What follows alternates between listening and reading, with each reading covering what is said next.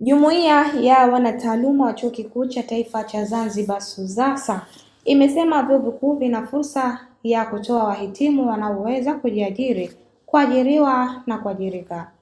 Kauli hiyo wameitoa katika mjadala wa mezani uliofanyika makao makuu ya Chuo Kikuu cha Taifa cha Zanzibar SUZA uliopo Tunguu, mkoa wa Kusini Unguja, tarehe 10 mwezi wa kwanza 2026, ambao ulijadili mada ya miaka 62 ya mapinduzi ya Zanzibar, mchango wa vyuo vikuu katika kutengeneza fursa kwa vijana. Akizungumza katika mjadala huo, mwenyekiti wa SUZASA Dr. Zainab Walidi alisema skuli zote za SUZA zikiwemo za afya, kilimo, sayansi asilia na sayansi jamii, biashara, lugha, kinywa na meno, kompyuta na mawasiliano na mafunzo ya habari zinatoa ujuzi na maarifa ambayo ndiyo kichocheo cha kutoa ajira hizo. Wasiogopi kuja katika Kiswahili kwa sababu Kiswahili kimeingizwa katika ukanda wa jangwa la Sahara. Kwa hiyo kuna nchi hizi za SADC ambazo zote zinahitaji wataalamu wa Kiswahili. Kwa hiyo SUZA imeliona hili na ndio maana ikawa kuna mafunzo maalum au kozi maalum ambayo inatolewa katika kiwango cha shahada ya pili kuandaa walimu ambao wataweza kuwafundisha wageni, lakini wageni hao katika viwango tofauti, na pia kuwa wao ni wataalamu ambao wanaweza kuwafundisha watu wengine waweze kuwafundisha wengine katika Kiswahili. Kwa hiyo katika hizi nchi kuna mahitaji makubwa sana. Kwa hiyo kuna fursa nyingi za kuweza ambao wamepata kujifunza hapa. SUZA imeandaa wataalamu hawa, kwa hiyo wanaweza kwenda katika nchi hizi za kusini mwa jangwa la Sahara za SADC kama Namibia, South Africa na kwingineko, wakaweza kwenda kufundisha Kiswahili. Lakini ukiachia hapo, katika Umoja wa Mataifa, kwa kuwa Kiswahili tayari kuna fursa sasa za ukalimani na tafsiri. Kwa hiyo hilo pia SUZA imeliona. Tuna skuli ya Kiswahili na lugha za kigeni. Kwa hiyo kunatolewa kozi maalum za kigeni ambazo hizo unaweza ukafanya mbali ya tafsiri, lakini ukafanya ukalimani. Dr. Zainab aliongeza kuwa SUZA kwa kushirikiana na Baraza la Kiswahili la Zanzibar BAKIZA wametoa mafunzo ya muda mfupi ya walimu wa kufundisha lugha ya Kiswahili kwa wageni, ambapo wanafunzi wengi wanaendelea kufundisha lugha hiyo kwa wageni kutoka nchi mbalimbali.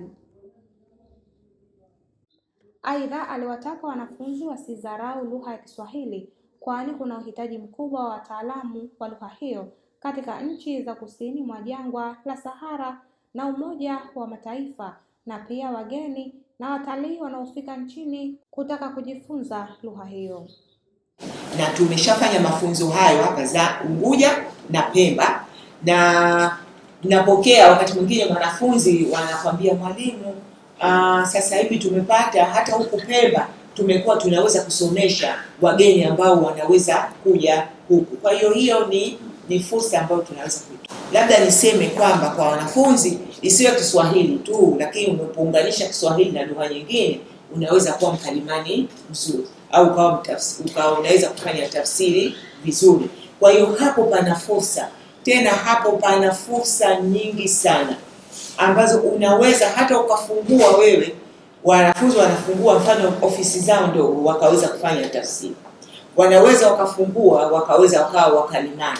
Na wakalimani wanaweza kuwa ndani na nje. Lakini hata wakaunganisha kama alivyosema Dr. Abubakar, wakafungua labda darasa la Kiswahili pengine la nusu saa au la saa moja, wakaweza wakawa wamepata ajira wenyewe ya kuweza kufundisha na kwa tayari wamejiajiri. Hizo ni fursa.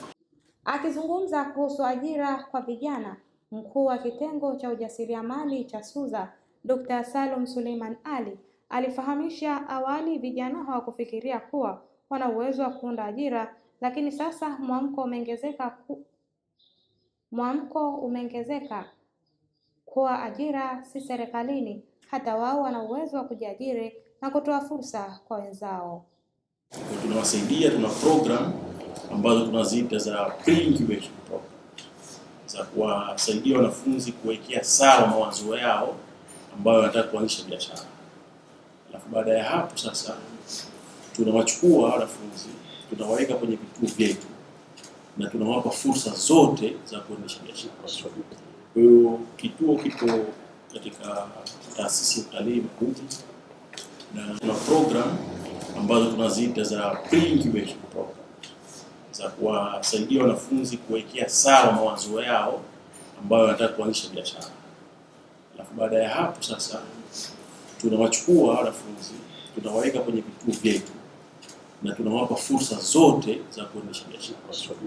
Kwa hiyo kituo kipo katika taasisi ya utalii Makunzi, na tumeanza karibu mwaka wa 5 sasa hivi.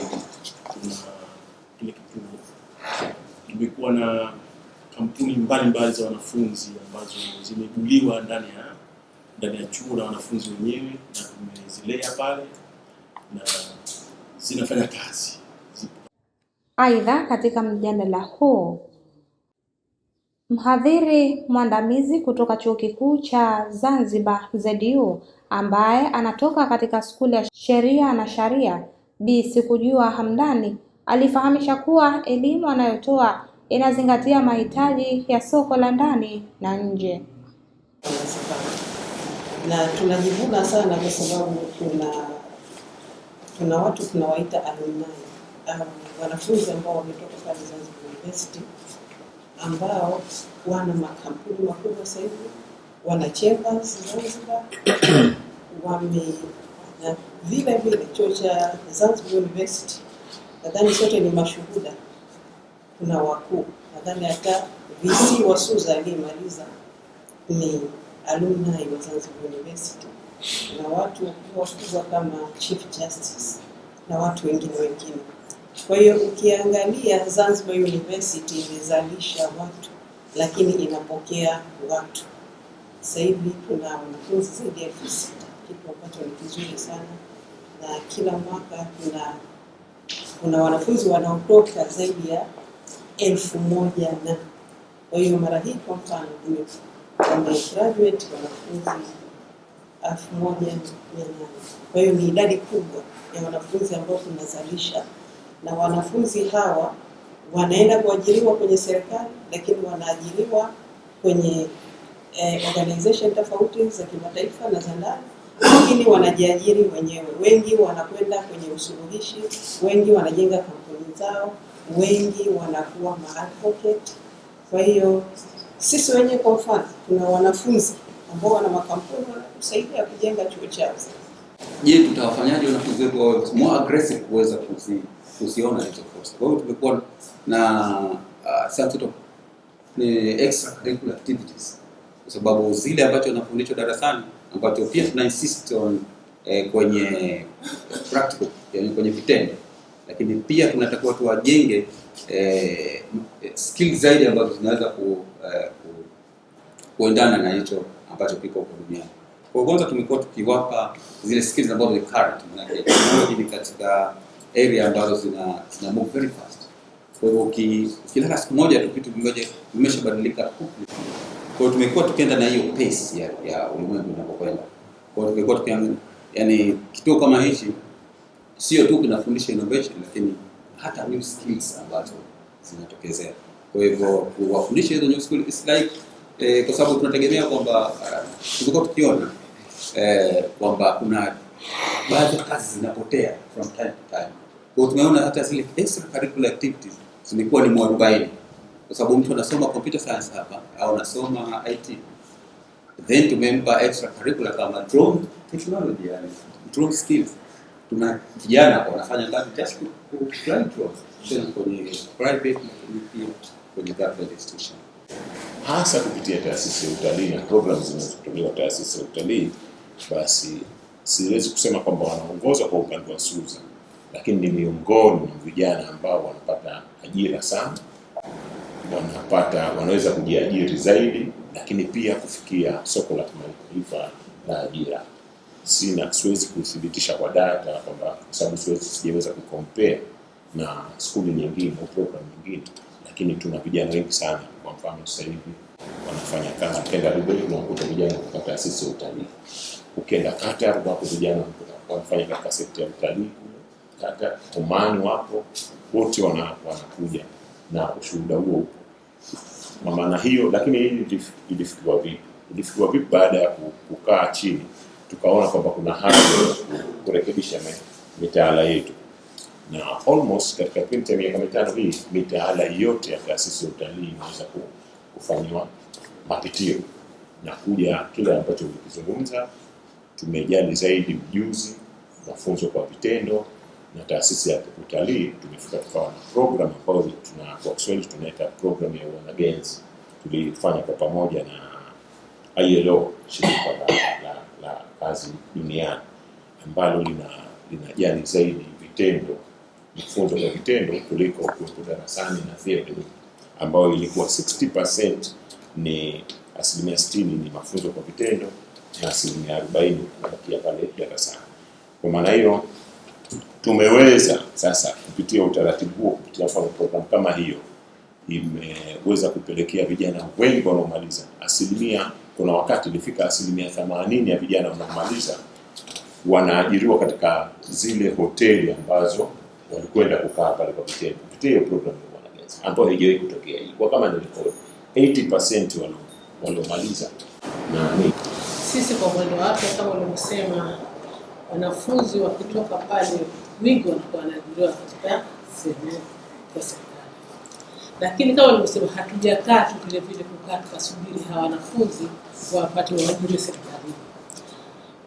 Upande wa afya tunapata wale afya pale, tuna skuli ya afya ya kawaida, lakini pia tuna skuli ya afya ya meno na kinywa.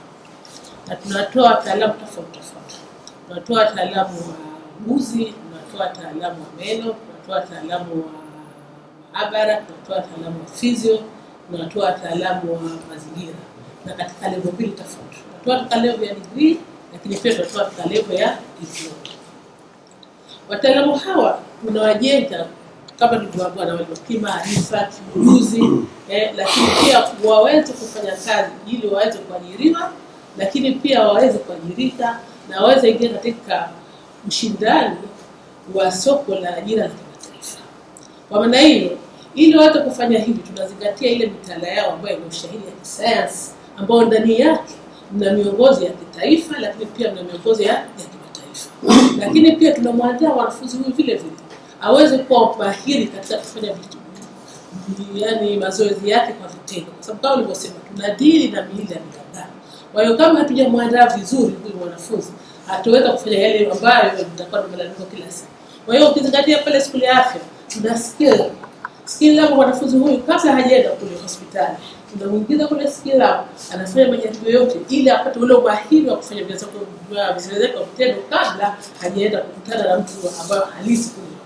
Lakini pia tuna lab tofauti ambazo wanajifunza wao kama wanafunzi kufanya vile specimens zinazotoka pale, kujifunza kabla hajaingia katika ile hospitali kamili. Kwa hiyo ni kumwezesha ile mwanafunzi apate ujuzi unaotakiwa. Lakini pia jambo jingine ambalo muhimu, kumpa maadili ya taaluma pamoja na kufanya kazi katika jamii. Kwa sababu kama ulivyosema, tunafanya kazi na mtu binafsi. Kwa hiyo asipokuwa na maadili, sisi kazi zetu ndio itapambana kwa kila siku. Kwa hiyo tunamfunza ile mwanafunzi kabisa awe na maadili mazuri kushikana na taaluma yake ili aweze kukabiliana na watu katika jamii.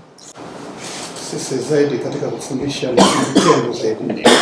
Kwa hiyo wako wanafunzi ambao wameweza kufungua skuli zao wenyewe. Ziko nursery school wamefungua wanafunzi ambao wamesoma na kusomesha kupitia early childhood program inatolewa na school education. Pia kuna programu hii ya kufundisha Kiswahili kwa wageni. Zamani ilikuwa hapa Zanzibar ni vyuo viwili tu vinafundisha Kiswahili kwa wageni, lakini sasa hivi kupitia programu ambazo zinatolewa SUZA, tayari kuna vituo mbalimbali wanakuja wageni wanafundishwa Kiswahili, na kwa vile wanakuwa satisfied unakutia zina growth. Kutoka hapa Zantime Media, mimi ni Warda Hamid. Usisahau kusubscribe, kulike, kucomment pamoja na kushare.